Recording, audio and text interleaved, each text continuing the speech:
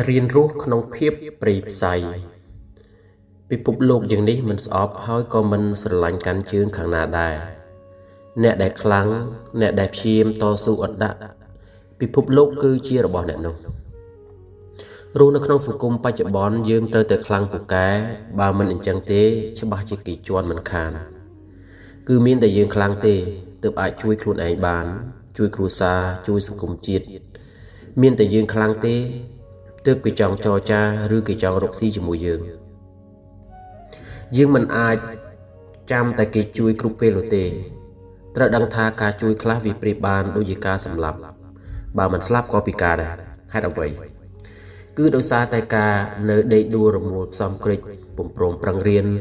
ប្រឹងរកនិងប្រឹងរស់ឲ្យរុងរឿងនោះឯងយើងដឹងហើយថាការរស់នៅក្នុងសង្គមទំនើបឬសង្គមសម្ភារៈនិយមនេះមនុស្សយើងហាក់ដណ្ដើមគ្នារស់បើយើងចាញ់យើងជាអ្នកស្លាប់ដោយដែល Adolf Hitler បានពោលថាពិភពលោកយើងទាំងមូល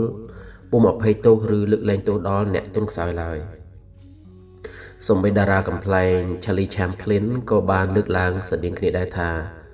ពិភពលោកនេះខុសខើណាស់បើអ្នកខ្សោយគេនឹងជន់អ្នកស្លាប់ប៉ុន្តែគឺគេជិះជាន់តែអ្នកទន់ខ្សោយនឹងឯងពួកឆ្កែចចកចូលចិត្តដើរតាមតែមេក្តាន់ណាដែលរបួសឬបាក់ជើងដើរពុំស្រួលប៉ុណ្ណោះឯងកុំធ្វើជាក្តាន់ទន់ខ្សោយប្រយ័ត្នវងចចកខំស្លាប់ចូលចាំថាជាតិជាសត្វមរឹកទន់ខ្សោយគឺពិបាកទាមទារស្វែងរកយុត្តិធម៌ពីតោកំណាចណាស់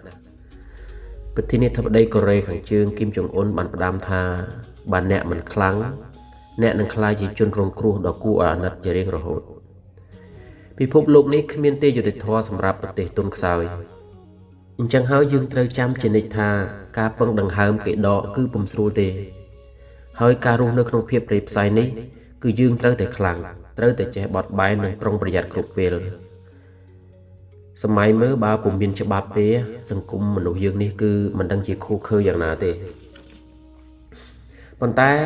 ទីណាដែលសម្បូរច្បាប់ពេកក៏សម្បូរទៅដោយរឿងរ៉ាវអយុត្តិធម៌ដែរត្បិតច្បាប់ខ្លះវាប្រៀបបាននឹងសបុកពេញពីងគឺវាចាប់បានតែសត្វតូចសត្វល្អិតដូចជាមូសរុយឬមមាញមីងមូងជាដើមចំណែកឯសត្វធំដូចជាសត្វឥន្ទ្រីខ្លែងឬស្ទាំងជាដើមគឺរួចខ្លួនតែរហូតហ្នឹង